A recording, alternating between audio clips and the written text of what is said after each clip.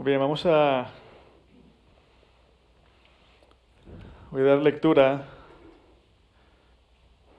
a una porción del capítulo 8 de la carta a los Hechos. No más que una carta, es un libro histórico donde Lucas, el autor, nos está narrando, nos está describiendo cómo la iglesia surgió y fue creciendo y creciendo y creciendo. Esta mañana voy a dar lectura los versículos 4 al 25. Hechos 8, versículos 4 al 25. Escuchen lo que Dios nos dice. Esto sucede después de que Esteban es asesinado, es apedreado y la iglesia se dispersa. Dice, los que se habían dispersado predicaban la palabra por donde quiera que iban. Felipe bajó a una ciudad de Samaria y les anunciaba al Mesías. Al oír a Felipe y ver las señales milagrosas que realizaba, mucha gente se reunía y todos prestaban atención a su mensaje. De muchos endemoniados, los espíritus malignos salían dando alaridos, y un gran número de paralíticos y cojos quedaban sanos, y aquella ciudad se llenó de alegría. Ya desde antes había en esa ciudad un hombre llamado Simón, que jactándose de ser un gran personaje, practicaba la hechicería y asombraba a la gente de Samaria. Todos, desde el más pequeño hasta el más grande, le prestaban atención y exclamaban, este hombre es al que llaman el gran poder de Dios. Lo seguían porque por mucho tiempo los había tenido deslumbrados con sus artes mágicas. Pero cuando creyeron a Felipe, que les anunciaba las buenas nuevas del reino de Dios y el nombre de Jesucristo, tanto hombres como mujeres se bautizaron. Simón mismo creyó y después de bautizarse seguía a Felipe por todas partes, asombrado de los grandes milagros y señales que veía. Cuando los apóstoles que estaban en Jerusalén se enteraron de que los samaritanos habían aceptado la palabra de Dios, les enviaron a Pedro y a Juan. Estos, al llegar, oraron por ellos para que recibieran al Espíritu Santo, porque el Espíritu Santo aún no había descendido sobre ninguno de ellos. Solamente habían sido bautizados en el nombre del Señor Jesús. Entonces Pedro y Juan les impusieron las manos y ellos recibieron al Espíritu Santo. Al ver Simón que mediante la imposición de las manos de los apóstoles se daba al Espíritu Santo, les ofreció dinero y les pidió, denme también a mí ese poder, para que a todos a quienes yo les imponga las manos reciban el Espíritu Santo.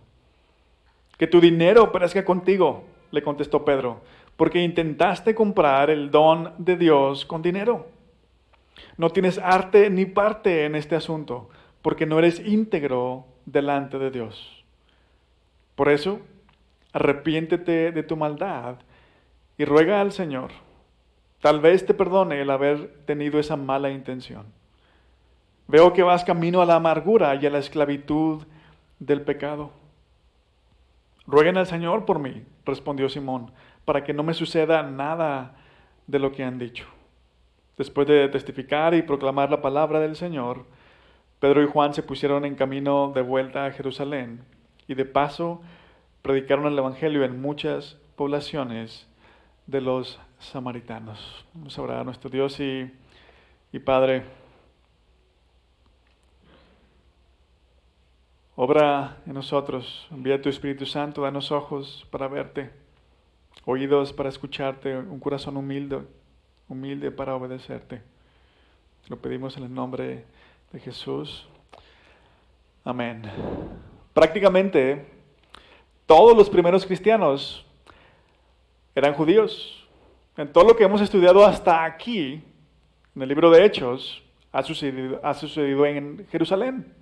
En parte, por eso todos los primeros cristianos fueron judíos, o prácticamente todos los primeros cristianos. Si recuerdan, la iglesia se dispersó a raíz de la muerte de Esteban. El inicio del capítulo 8 nos dice que los cristianos se dispersaron por las regiones de Judea, de Samaria, Así que aquí vemos por primera vez a la iglesia llevando el evangelio a otros lugares, fuera de Jerusalén. Y el capítulo 8 nos cuenta dos historias. Está la de Simón el hechicero y la historia que sigue es todavía Felipe, pero un hombre de Etiopía. Hoy vamos a estudiar esta historia, el hechicero. Ambas nos enseñan lo mismo, ¿no? Que Jesús vino a salvar no solamente a los judíos, sino a todas las naciones del mundo.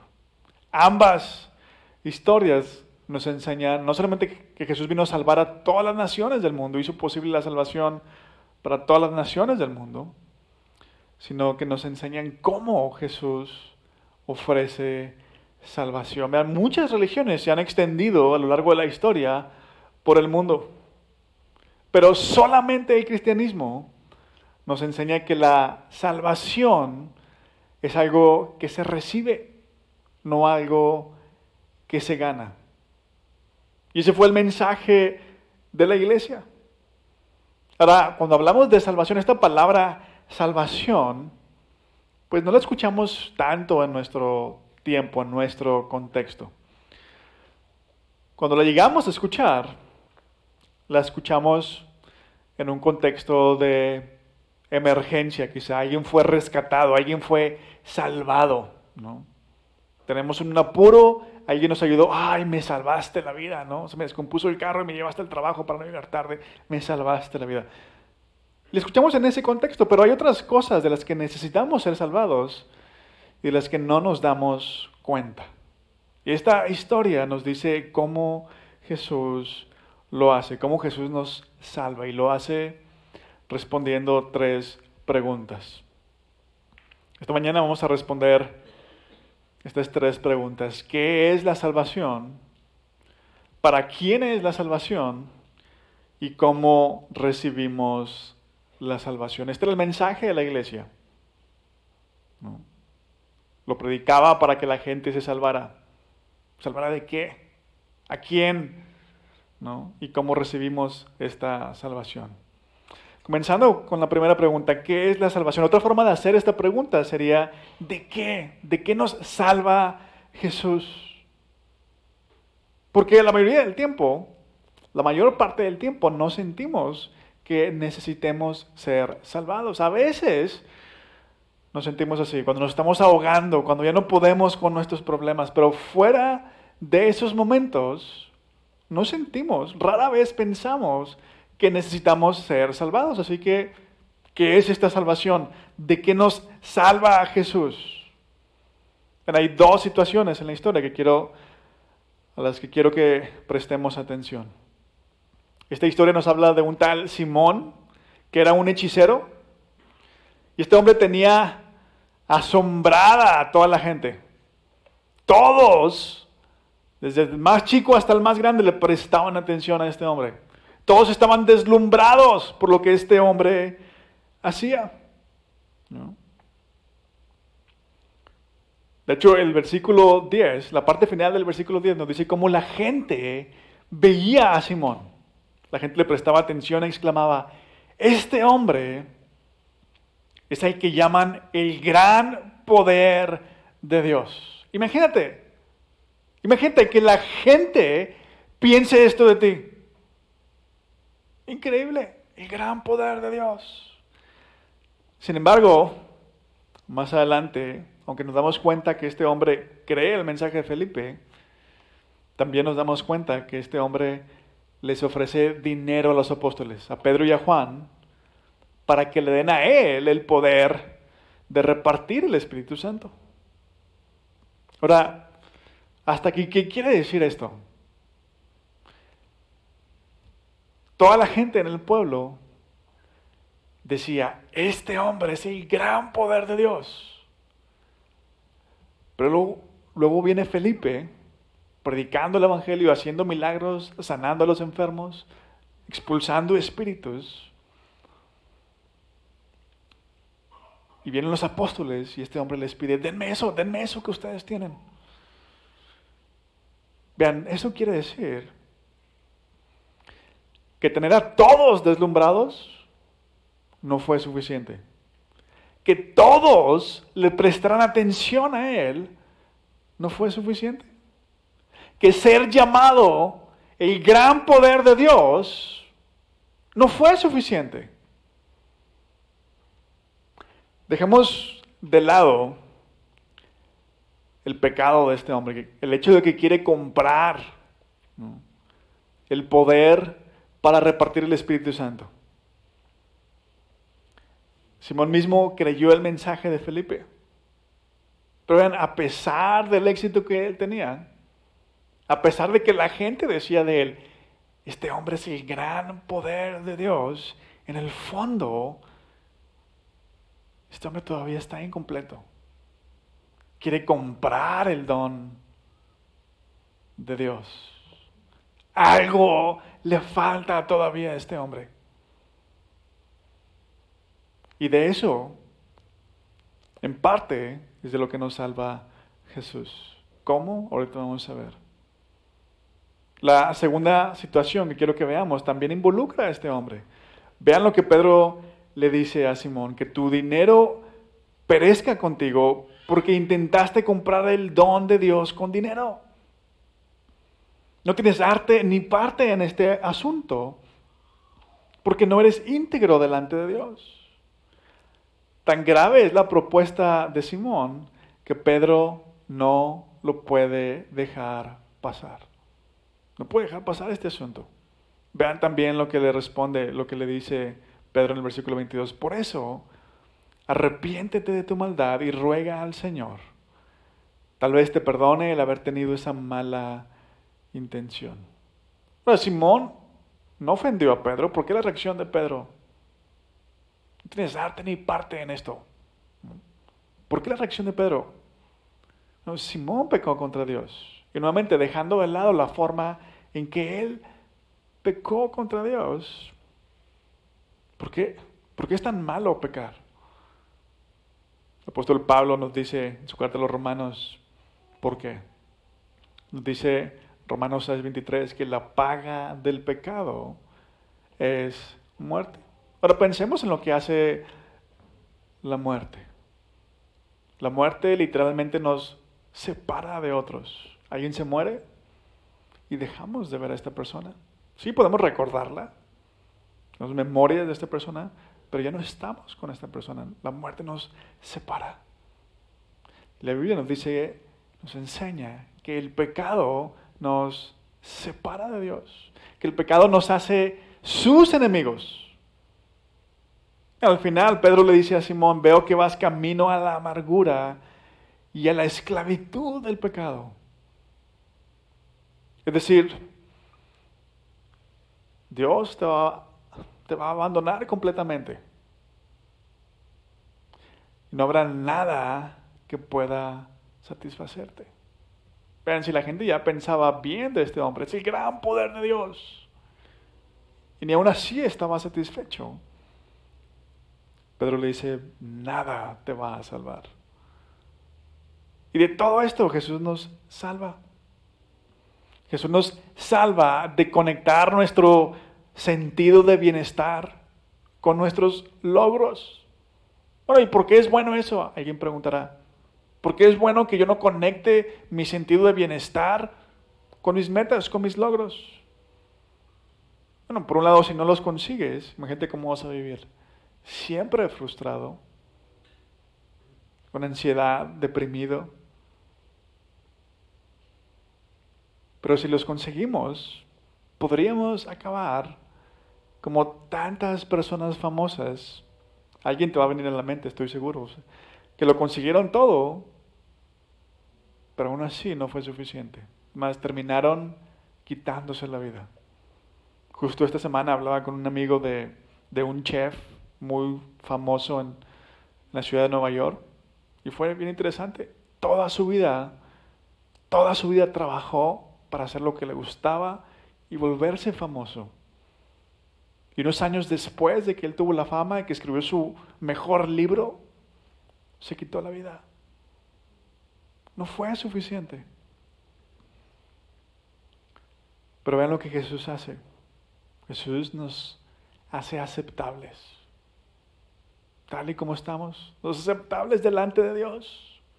Por la fe en Él, en lo que Él hizo, Dios nos adopta como sus hijos. Jesús nos salva de ser rechazados por Dios para siempre. Lo que Pedro le dice a Simón. ¿Cómo lo hizo? Porque Él se puso en nuestros zapatos. Él fue rechazado por Dios a cargar con nuestro pecado. Y su promesa es que si creemos en Él, nosotros jamás seremos rechazados. De todo esto nos salva Jesús. Pero la segunda pregunta es, ¿para quién es esto? ¿Para quién es esta salvación? Y para responder esta pregunta debemos pensar, en primer lugar, quiénes eran los samaritanos. El pasaje dice, en el versículo 5, que Felipe bajó a una ciudad de Samaria y les anunciaba al Mesías.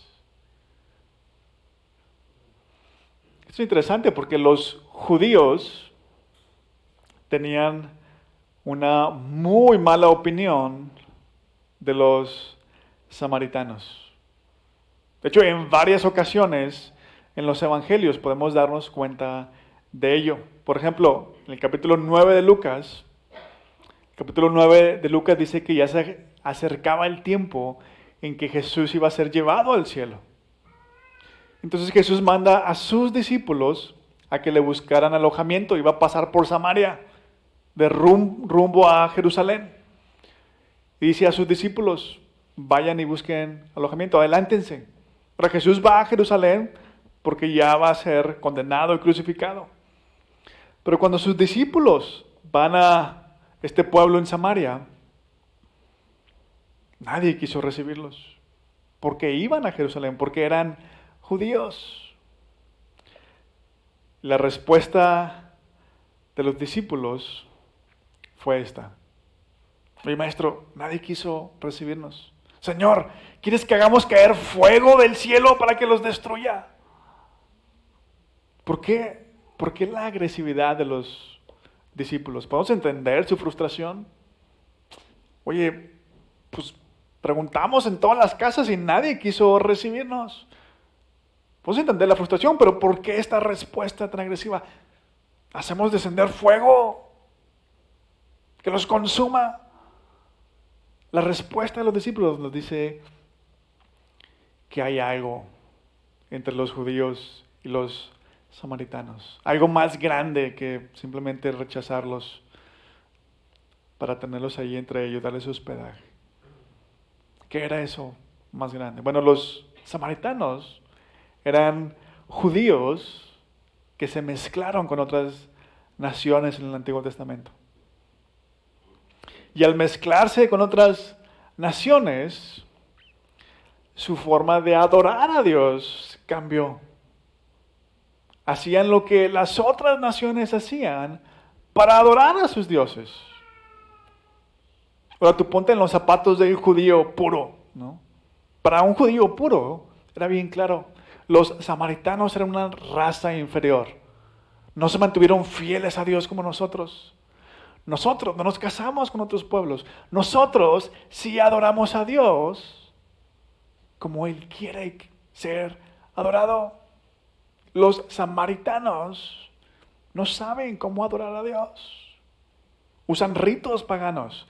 Es más, probablemente ya ni siquiera estén adorando al verdadero Dios. Por eso el desprecio por ellos. Pero aquí vemos a los cristianos llevando el mensaje a los samaritanos. Recuerden, los primeros judíos, todos los primeros cristianos fueron judíos. Y los judíos despreciaban a los samaritanos, pero aquí vemos a los cristianos yendo a los samaritanos. ¿Por qué?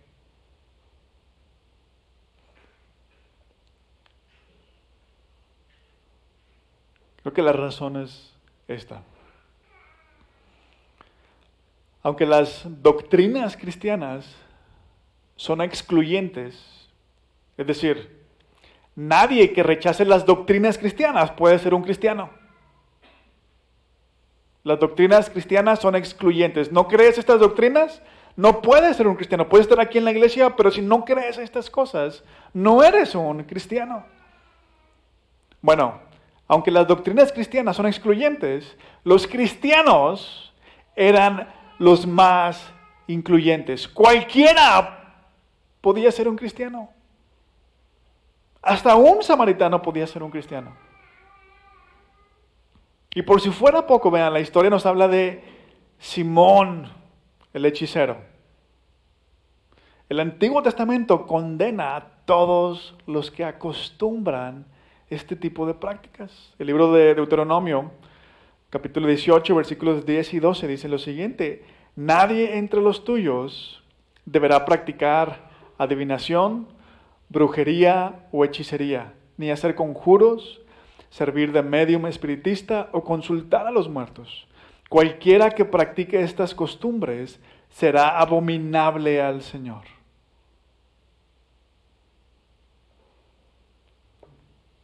A pesar de eso, Simón mismo, Simón el hechicero, creyó. No solamente era un samaritano, tal vez, sino que era un hechicero.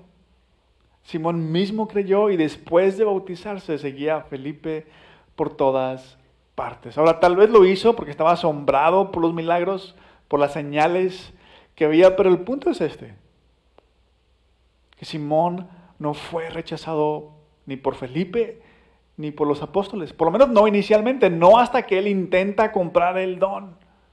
Y de hecho, aun cuando él hace esto, Pedro no lo condena de manera definitiva. Pedro le dice qué hacer para que Dios no lo rechace. ¿Qué nos dice esto? Nos dice que la salvación es para todos. Es para los judíos que se creían buenos, pero en realidad no lo eran. Ellos fueron los que condenaron a Jesús, ¿se acuerdan? Es para los samaritanos que mezclaron su religión con la de otros pueblos, que no adoraban a Dios como Él ordenó que lo adoraran. Es para los que son abominables, para los que abiertamente han roto los mandamientos de Dios, para los que han hecho lo que quieren. Y la pregunta es, ¿cómo quién eres tú? ¿Eres de los que se creen buenos como los judíos? Los judíos realmente no eran buenos.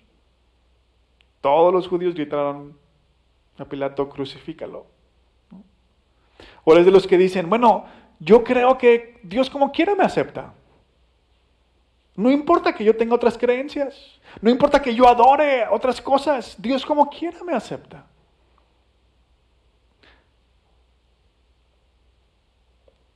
Como los samaritanos no sabían adorar a Dios.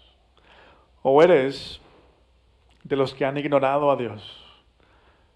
De los que hacen lo que quieren, que de hecho va en contra de lo que Dios pide.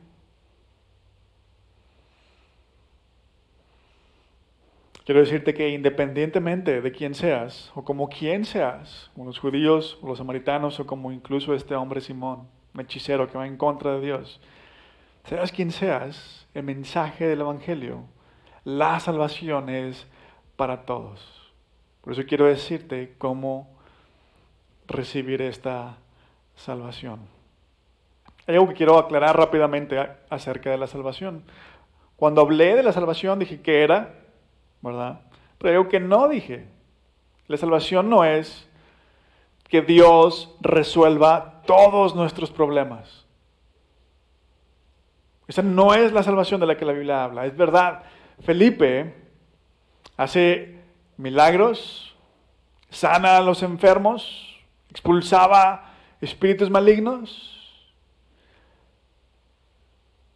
Pero ¿se acuerdan qué dijimos acerca del rol de los milagros, de las señales? El rol de los milagros y las señales era llamar la atención de la gente para predicarles el Evangelio. En ocasiones estas señales, estos milagros confirmaban que el mensaje de los apóstoles era verdad. Pero esto no quiere decir, estos milagros y señales, no quiere decir que el mensaje de Dios tiene que ver con salud, con prosperidad. Y si tienes fe, siempre vas a estar sano, siempre vas a tener todo materialmente hablando. De hecho, nuevamente si vemos el contexto, los cristianos están siendo perseguidos. Acabamos de hablar de la muerte de Esteban. La iglesia se está dispersando aquí. Por eso Felipe va a Samaria, a una ciudad en Samaria. Pero muy bien, una vez que aclaré esto, ¿cómo recibimos la salvación? El versículo 21 dice que Felipe les anunciaba las buenas nuevas del reino de Dios y el nombre de Jesucristo. ¿Cuáles eran las buenas nuevas? ¿Y qué tiene que ver el nombre de Jesús con las buenas nuevas? Bueno, el mensaje de Felipe era el mismo mensaje que el de los apóstoles. Que Jesucristo fue crucificado para el perdón de nuestros pecados. ¿Y cómo sabemos que era el mismo mensaje? Porque eso es lo que Felipe le enseña al etíope en el pasaje que sigue. Lucas, el autor de Hechos, dice que Felipe le anunció las buenas nuevas acerca de Jesús, versículo 35. Y vean, Lucas ya combinó las dos cosas, el reino, las buenas nuevas del reino y el nombre de Jesús. Le anunció las buenas nuevas acerca de Jesús. En otras palabras, la forma en que alguien recibe la salvación es creyendo en el nombre de Jesucristo. Ahora, ¿qué significa eso? ¿Qué significa creer en el nombre de Jesús? Bueno, significa creer en su persona, significa creer en su obra, que Él fue una persona real, que existió. Significa creer en lo que Él hizo. Él, siendo Dios, se hizo hombre, vino a tomar nuestro lugar y recibir el castigo que nosotros merecemos por nuestro pecado. Significa creer que somos malos. Significa arrepentirnos de cómo hemos vivido. Pero muchos dirán, ¿cómo? ¿Nada más eso? ¿Solo necesito creer y ya voy a recibir la salvación de Dios? ¿No necesito una experiencia religiosa? Porque en el pasaje parece que estos hombres, los samaritanos, tienen una experiencia religiosa. Seguro que solamente necesito creer. Porque, nuevamente, si esto es verdad, ¿qué hacemos con la historia de los samaritanos? Los versículos 14 al 17, no los voy a leer, pero nos narran que cuando llegaron los apóstoles, cuando llegaron Pedro y Juan, les impusieron las manos y los samaritanos recibieron el Espíritu Santo. ¿Qué de esa experiencia? No que nada más necesito creer. ¿Y por qué ellos tienen esta experiencia donde reciben el Espíritu Santo? Esa es una buena pregunta. Y de hecho, saben, muchos cristianos han malinterpretado lo que sucede aquí. Muchos cristianos piensan que tenemos que ser bautizados en el nombre de Jesús, pero que también tenemos que ser bautizados en el Espíritu Santo. Como los samaritanos aquí, que ya habían sido bautizados en el nombre de Jesús, pero no habían recibido el Espíritu Santo. ¿Pero por qué sucede esto? Esta es la explicación. Veamos el contexto. Pensemos en el contexto nuevamente. Recordemos cómo veían los judíos a los samaritanos. ¿Qué opinión tenían los judíos de los samaritanos? No una buena. No los veían con buenos ojos. La razón por la que los samaritanos no reciben el Espíritu Santo inmediatamente, cuando creyeron, es para que su inclusión en la iglesia no tenga ninguna objeción. Al ser los apóstoles testigos de que el Espíritu Santo vino a los samaritanos, ya nadie puede negarlo. Los apóstoles, los pilares de la iglesia, Jesús los dejó a ellos, les dice a ellos que vayan a predicar su mensaje, que vayan a hablar de él, que sean sus testigos en Jerusalén, en Judea, Samaria y hasta los confines de la tierra. Si ellos, los apóstoles, vieron al Espíritu Santo descender sobre los samaritanos. Entonces, cualquiera que crea puede recibir el Espíritu Santo. Y recibir el Espíritu Santo es recibir salvación. El Espíritu Santo es Dios viniendo a morar en nosotros. El bautismo es solamente la señal externa, la forma de identificarnos como cristianos. Alguien se bautizaba, se hacía bautizar, le estaba diciendo a todo el mundo ahí, vean, yo creo lo mismo que ellos. Así que en resumen, solo necesitamos creer. Necesitamos arrepentirnos, creer que somos malos, creer que Jesús vino a morir en nuestro lugar, creer que Jesús vino, no solamente murió, sino que se levantó de los muertos. Necesitamos arrepentirnos de ignorarlo. Creer esto fue lo que cambió la vida de los cristianos. Por eso ellos se bautizaban. Para identificarse visiblemente con otros cristianos. Y vean, esto aún cuando ser identificado con los cristianos representaba un peligro, un riesgo. La iglesia estaba siendo perseguida. En algunos casos, hasta la muerte. Acabamos de ver la muerte de Esteban hace una semana. Ahora, ¿quién se atrevería a vivir de esa manera? Solamente quien estaba seguro de que algo mejor le esperaba. Ahora, ¿cómo podemos tú y yo estar seguros de que algo mejor nos está esperando? Por fe en la resurrección. Porque Jesús murió y se levantó entre los muertos. Sabemos que todas sus promesas son ciertas. En la iglesia es para cualquiera. Cualquiera puede venir y si cree esto, recibe salvación. Vayamos por el mundo y llevemos el mismo mensaje. Nosotros vamos a orar. Nuestro Dios y Padre, te damos gracias por cómo tú no desperdicias absolutamente nada de lo que sucede en el mundo. Cuando tu iglesia fue perseguida y se dispersó, tú llevaste tu palabra a todas las naciones, comenzando con los samaritanos. Y gracias a hombres y mujeres que creyeron en tu Hijo Jesús, creyeron en sus promesas, en su resurrección. Nosotros que estamos aquí, que no somos judíos, podemos también creer en Él. Haznos tus instrumentos para que otros puedan creer en Él. Por lo que nosotros decimos y por cómo nosotros vivimos. Pedimos esto en el nombre de Jesús. Amén.